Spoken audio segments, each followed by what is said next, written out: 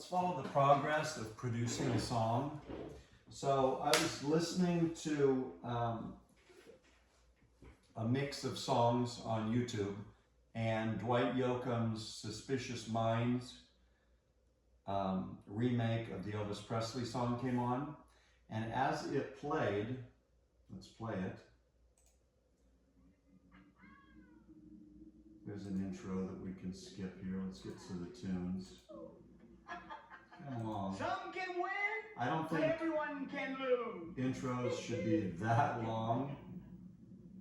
It is a music video. Let's see. Maybe it's here. Yeah. Maybe on a music video, but not on the album, obviously. No more than a minute for an intro. It's not musical.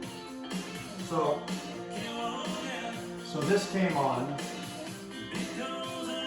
and it's not a bad rendition of it. I do prefer Elvis Presley's more, but I like Dwight Yoakam and the work he's done.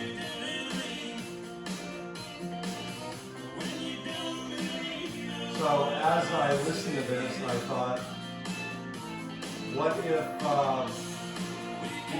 I did a cover of this. Obviously not with me singing it, but what about if it was a female singing it? So I went about the work of starting the project.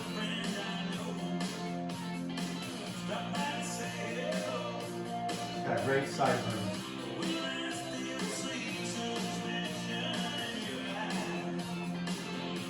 Okay, so there's the inspiration. So now, how are we going to start this song? Well, we're going to start with the drums, because we already have the song, so we don't have to try to develop it. So let's get a drummer. So I went to Glenn, who's been doing quite a lot of my songs. He's very good, and he always delivers, just always delivers exactly what I want. So where do we go from here? So he's delivered the drum tracks, and we'll go here. Here are the drum tracks. So we got 1, 2, 3, 4, 5, 6, 7, 8, 9, 10, 11, 12, 13. We got 14 isolated drum tracks for all the different parts. We got hi-hats, kick, overheads, ride, room stereo, snare bottom, snare top, toms, and then also a reference mix, which is playing that song with his drums on top that are louder so you can hear the drums. So I'm going to play that so we can hear what he came up with. So this is the first step to producing this song.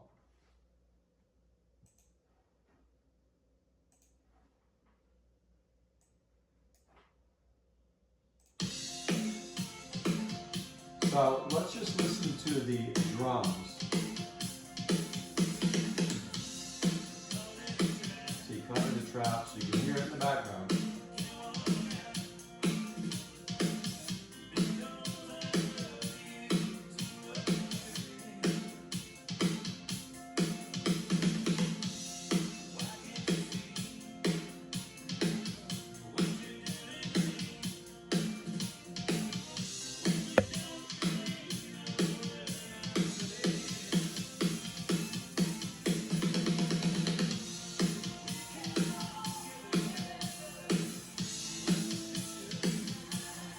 Elvis and him have the women singing in the background.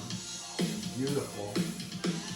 So if a female is singing it, should there be other females backing her up, or should there be men? The thing is I want to produce an album called Against the Grain by an all-woman singing group.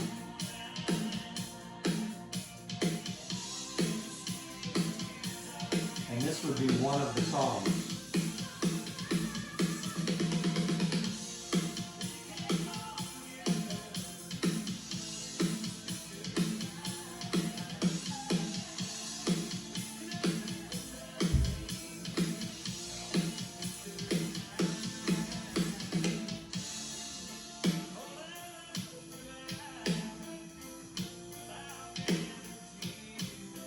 So you see the tempo change is slower now, and then it picks back up to the faster tempo after that. So he also included what the BPM or beats per minute are for those different sections. So I need to move that on to the bass player, who's going to come next. So we're going to start layering this. We're going to go through the whole process of producing this cover song. And then try to figure out, I think if I just release it on YouTube, we're fine. And I won't get any money from it, but the Elvis Presley estate will. But we're going to work that out and talk about how do you go about that legally.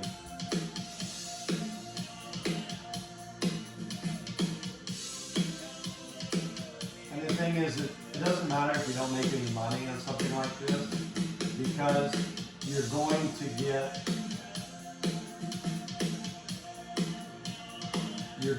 some sort of recognition for the work you did, which gets, attention from music lovers, and they might be interested in some of the other original music that you do. Now look, so the original song fades out.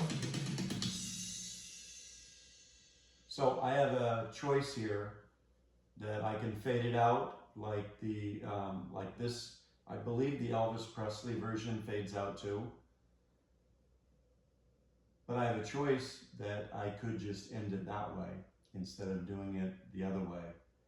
And we want to try to make it our own, but we don't want to make it so our own that it's bad.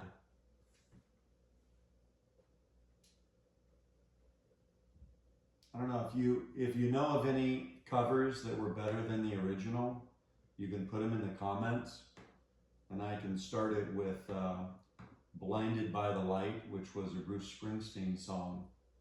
So Manfred Mann's Earth Band really just, I don't know, that may be the best cover song that was an improvement from the original.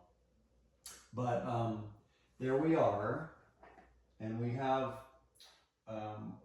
Logic Pro ready to go. I've already created a project, okay, and I've already got the 14 tracks open. We need to minimize this here. Yeah. So you see, we've got all of our tracks here. Push Shift and go to the bottom. It's all of them. And then, let's see if I've got this right. We don't want the reference mix in there. Yeah. So you hit Command. So now we've highlighted everything except the MP3 reference mix. Everything else is a WAV file. And we're going to drag it into Logic Pro. And we want to go to 0 here. Well, it's actually, the starting point. It says position is 1111. It's not 0, but that's the very beginning. So now it's asking create new tracks, or use existing tracks, or place all files on one track. So it's already clicked use existing tracks, which is what we want. So we'll push OK. Now, Glenn is in the UK, so I don't know if that has anything to do with this, but it's saying change the project sample rate to 44.1 kHz. So we're going to change it. Well, wait, change the project sample rate. I mean, it probably has nothing to do with being in the UK. I'm just thinking about, you can't just use the same electrical plug outlet over there that you do here. That's different. I don't think this is different than that. So it must have something to do with how he recorded it, what he recorded it with. So I can either change the project to match what he did or convert the file to what my project is. Change project sample rate to 44.1. It does seem like that is what's asked for when I'm uploading to distribute the songs. So I think that's a higher sample rate and a better one. So the project I created, which was just like a generic one, must not have been good enough. What is this? Or convert all files to match the project. Okay, the project sample rate is 48 kHz. So it's got a higher number for the sample rate. That seems like it would be better because maybe there's more information in each track. So, you know, I'm still a beginner here, so I'm learning as I go along. I'm going to go ahead and change it to 44.1, and if down the line I find that it's better at 48, then okay, then we'll modify everything from there forward. So I'm going to change the project to match what he sent me. So there it is, it's loading all of them. Bam, bam, bam. So now, let me save that. We're going to start this from the beginning and just make sure that it sounds like everything loaded. Okay. This has a click track in there. So where is that? This one is drum mix. Let's silence it. So we got an S here. No, that's solo. And M is mute. So let's mute that. Yeah. Oh, hold on a minute.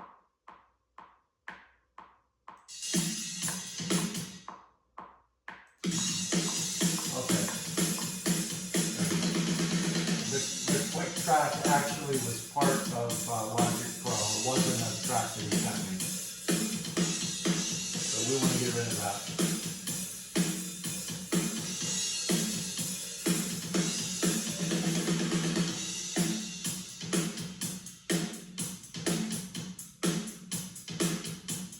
Alright.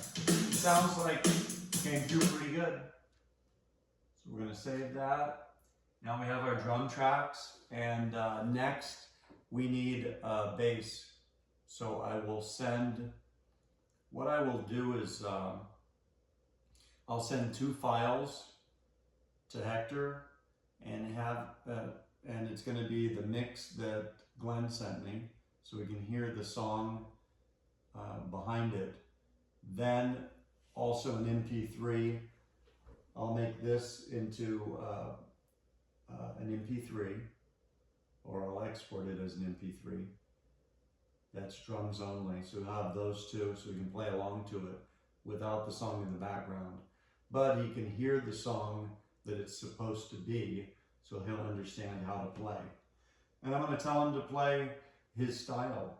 So he's not going to be forced to do it exactly like the original, or at least the original cover.